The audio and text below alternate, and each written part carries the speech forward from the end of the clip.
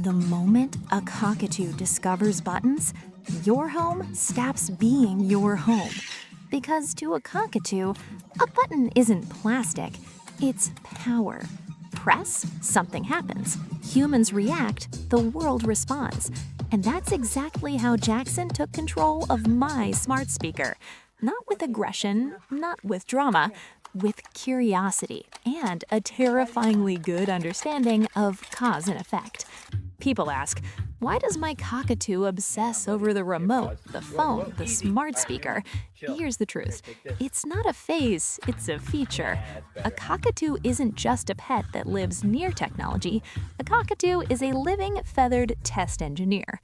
So today, I'm breaking down why cockatoos love tech, what's happening in their brains, how Jackson turned one smart speaker into a daily ritual, and how to keep it funny and safe before your bird becomes the real home automation system. First reason, cockatoos are built for exploration. That's not a cute opinion, it's how they survived. In nature, they investigate, manipulate, pry, chew, test, repeat. So at home, your remote control is basically a shiny, mysterious fruit. Your phone is a glowing puzzle, and your smart speaker, that's a talking rock that sometimes gives rewards. A cockatoo's beak is a hand. They don't just look at objects, they interrogate them. They learn through touch, pressure, sound, and reaction. And tech gives the best kind of feedback. Instant results. Press a button and you get a beep.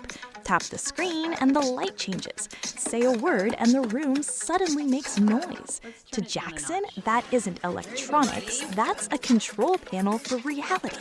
Second reason, humans are the reward. A cockatoo presses something and you react. You turn your head, you talk, you laugh, you rush over. That reaction is reinforcement. It tells the bird, do it again. At first, the bird is just curious. Then the bird gets a reaction. Then the bird repeats it. Then the bird repeats it faster. Then the bird repeats it with eye contact because now it's personal.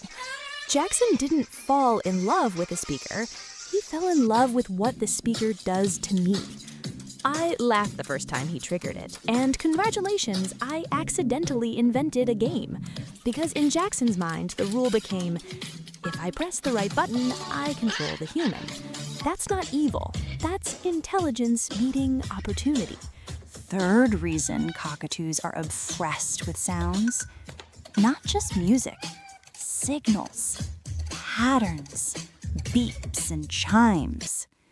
A smart speaker is a jackpot of meaningful noises. Activation tones, confirmation chimes, volume clicks, alerts.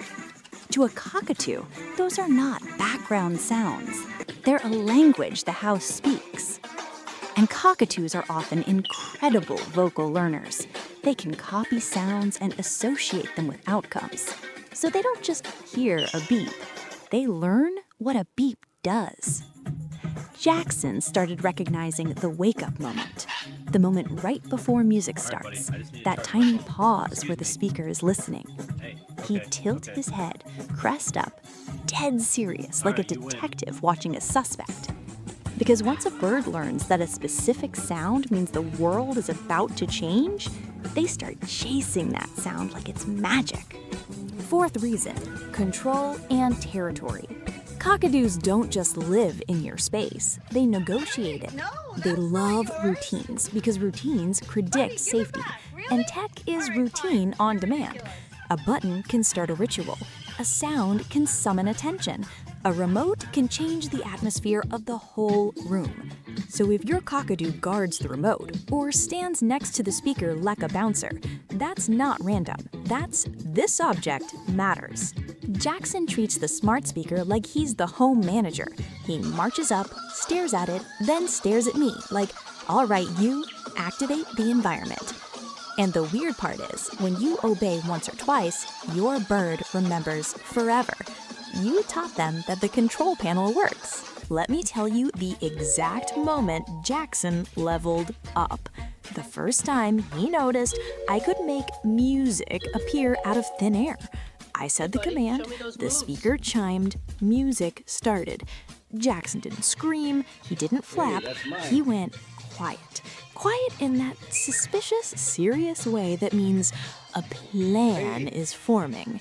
He walked straight up to the speaker like it owed him money. He tilted his head, he popped the crest just a little, and he stared at the speaker, then stared at me like, "So you're telling me this thing obeys you?"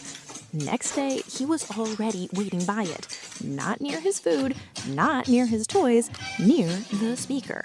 Because once Jackson learned music makes humans smile and move, my home stopped being a home and turned into a feather-powered dance club.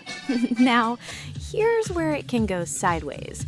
Because tech obsession can turn into a loop. Music starts, bird performs, human reacts. Bird escalates to get more reaction, human reacts more. And suddenly, your cockatoo isn't enjoying music. Your cockatoo is chasing stimulation, obsessing, demanding, escalating. You'll notice signs. They can't settle after the music ends. They scream when the speaker is touched. They guard the remote. They get bitey when you stop the session. They act like the button is theirs. If that happens, it doesn't mean your bird is bad. It means your bird learned a powerful pattern, and powerful patterns need rules. Also, safety. Real safety. Because cockatoos don't play with tech, they dismantle it. Wires can be chewed. Small parts can be swallowed.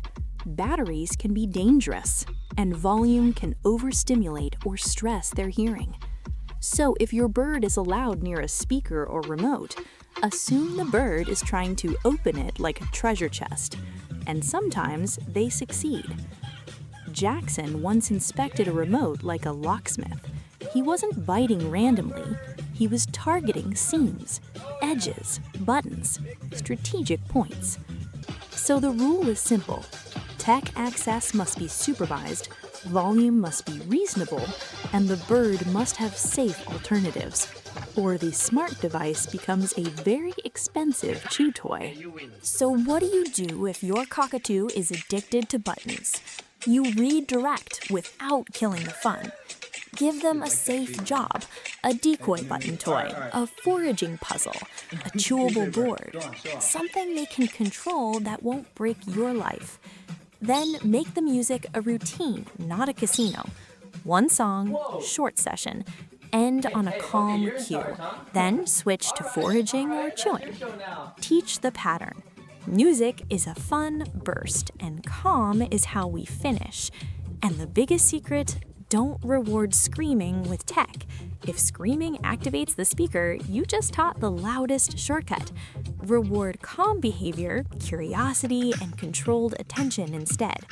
You're not fighting your bird's intelligence, you're guiding it. So yes, cockatoos love smart speakers, phones, remotes, buttons. Not because they're naughty, because they're curious, social, fast learners who adore cause and effect. To them, tech is interactive. It's predictable. It changes the room, and it changes you. So here's my question for you. What device is your cockatoo obsessed with? And what do they do the moment they realize it gets your attention? Tell me in the comments, because every cockatoo household has that one object the bird treats like a crown. And if your bird already runs the smart speaker like a home automation system, welcome to the club.